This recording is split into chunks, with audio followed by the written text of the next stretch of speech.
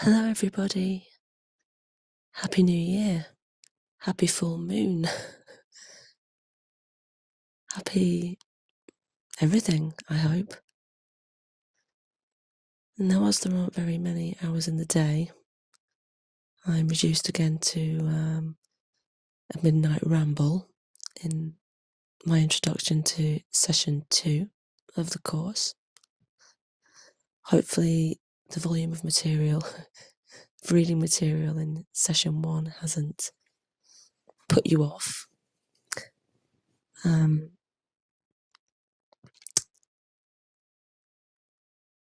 I do want to sort of, just to bear in mind again that we shouldn't get bogged down in this volume of material.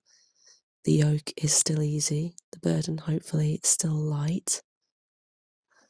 We're not attempting to learn by rote the Holy Book of Thoth or Kabbalah, but to draw from it what we need for our spiritual reintegration and development and inspiration. To draw out key principles and metadata, and to pan for the gold which resonates with us personally, on a personal level. Now, some of you may recall that in introducing the magician, I joked that the Yahoo group never really seems to get past this arcanum. Not literally, but it did seem that in studying there was some sort of barrier preventing us as a group from moving forward. And I reflected often upon this and the kind of ring pass knot that surrounded the magician. And after many, many, many years,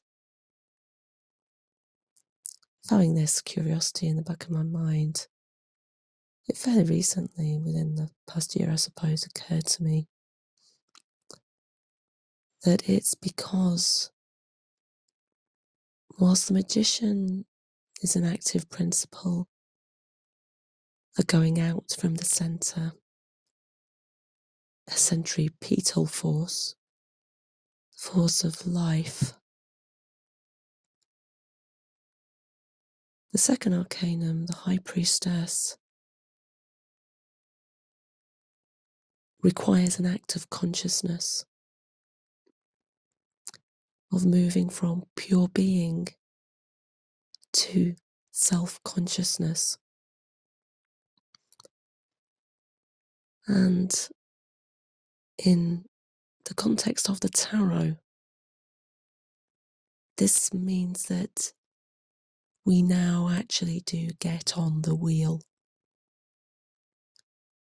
We're no longer standing poised, filled with potential, hopefully with our magic wand in our hand and the other magical instruments before us, as seen on the altar of the magician, representing the elements fire, air, earth and water.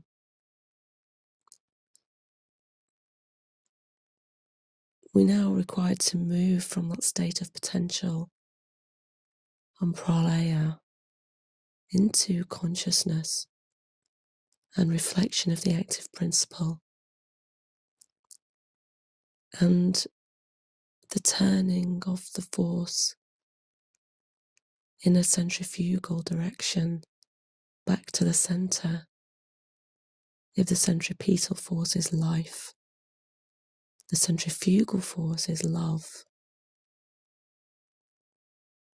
And this is a great teaching of the second arcanum, where we also begin the process of manifestation.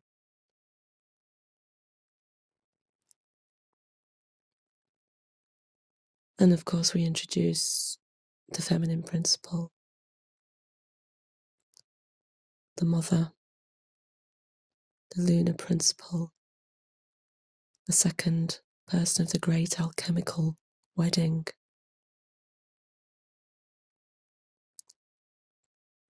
And the introduction of the theory of binaries, which those who watch my YouTube channel will know is the subject of many videos, which for that reason I'll keep this one short, and I've put all of the videos which relates to binaries and the action of binaries, dynamic turbulence, whirlwinds, vortices. I've put the relevant videos together into the playlist, so again, if the reading matter proves too onerous, then you can catch up on this core principle of binaries, which really is the crucial teaching of the second arcanum. And I have attached the High Priestess of Nina Randakova because she's particularly strong on the subject of binaries. As I think I mentioned, she to me epitomizes the High Priestess of this group, and she explains the theory of binaries really lucidly, really well, and more succinctly than do the others. So I've attached this, and I do want to remind us as well that for those of you who are reading from all the different books that we have available to us in this school, that when Moebius in the Tarot Majors talks about binaries and gives different examples, he mentions life and death, which is a binary that, not a binary, which is a pairing that most people would put together. Now, Nina Randakova, who was the leading pupil of Moebius, she rectifies this by explaining that life, death, that pairing is not a true binary. And the true binary in this context is birth and death, which are reconciled by life as a transcendent principle. And the reason for this apparent discrepancy is that the Moebius book was compiled by notes written by students who attended his lectures. And I believe that he gave them this as an exercise, and they were meant to figure out for themselves what the true binary is. And we, at this point, will remind ourselves that the correct setting of binaries is the art of living, and the incorrect setting of binaries is a source of conflict. And so we can see for ourselves in this world just how many binaries have been incorrectly set and left unresolved. So for us, the group, to work on the correct setting of binaries and their resolution insofar as we can is a spiritual act of service, not just for ourselves, but for the world. Because, as we will learn later on in Nina Randakaova's book, in her teachings on the Hanged Man, which is our pairing with the High Priestess in the second decad, one of the goals of wisdom teachers, wisdom schools, is to achieve, now the way she puts it is a psychic dominance. I don't like the word dominance. You probably don't either. I'm not sure how else to describe it. Perhaps a psychic mastery would be a better way of putting it, because this is not about coercion or bending people to a particular will, but of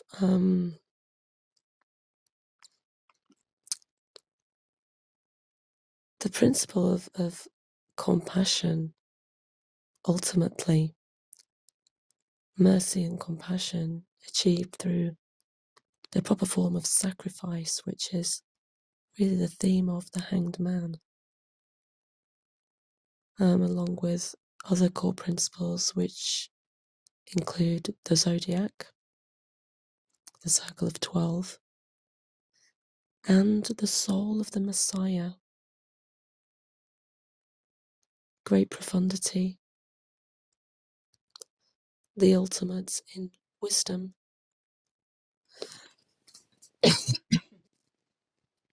Excuse me, I do have a bit of a cold, so I am struggling a little bit. Got a tickly cough. So one moment, let me drink some water.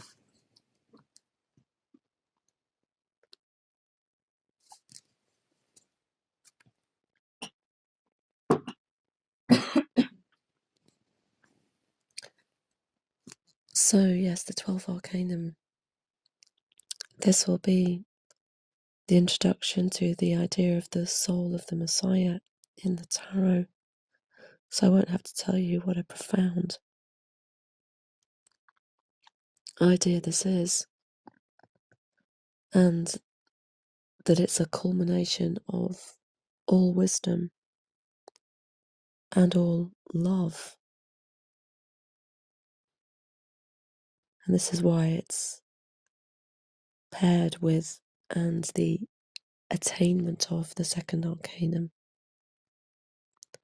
Remember that in our decad system, the cards of the first decad are static sephirothic archetypes. The sephiroth in question in this case is Hokmah, wisdom, which receives the first emanation from Keter on the Tree of Life. And therefore the 12th arcanum is the attainment of that wisdom and teachings of the second put into practice within ourselves and cosmically, macrocosmically, as in the case of the Messiah, and to a lesser extent with all the great wisdom teachers. Now, just as we've spoken of forces moving in two directions, the centripetal force of life from the magician and the centrifugal force of love from the High Priestess, which gives us already the sense of a dynamic torsion field, a tourbillon, as Shmakov would put it. The action of the binary principle. The sacrifice, as described in the Hanged Man, can also move in two directions, which, fundamentally speaking, are sacrificing the lower to the higher and sacrificing the higher to the lower, which in Nina Rundakova gives these equal emphasis. In some of the other authors, it's the sacrifice of the higher to the lower, which is given a greater emphasis. And we see this expressed in the image of the Hanged Man, whose head is pointing downwards to earth, while his roots and his feet are in the heavens. The sacrifice here is of his personal spiritual attainments and siddhis in order to help others, which is the great Christian act, the great messianic act, rather than sailing off into perfect messianic archetypal bliss and perfection. The Messiah comes to earth to help humanity.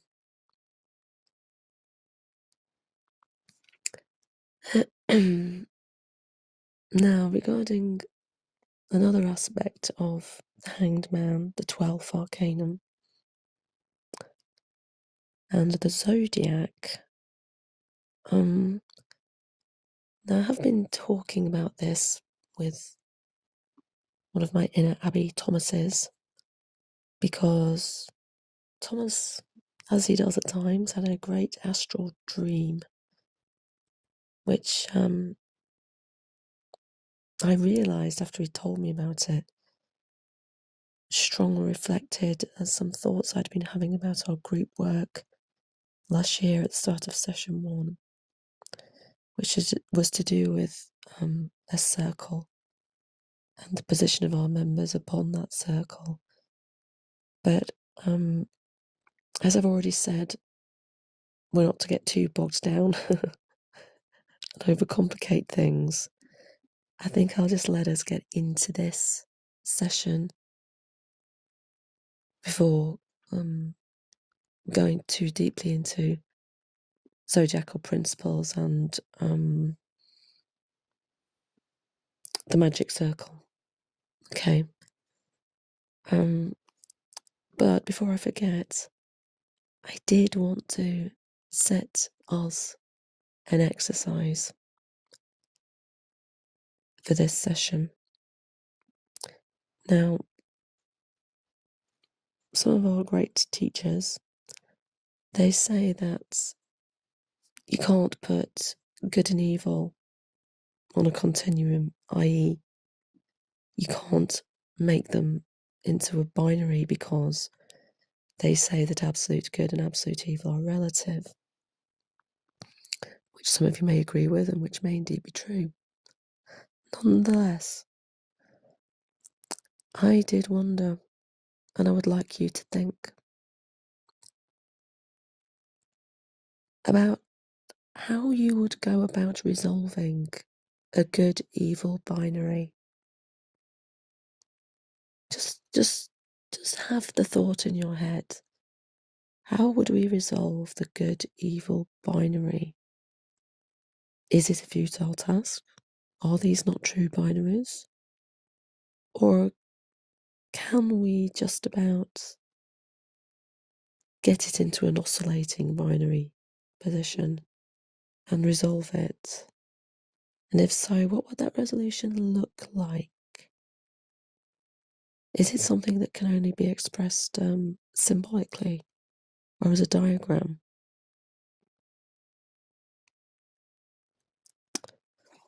Okay, so I'll leave you with that thought. And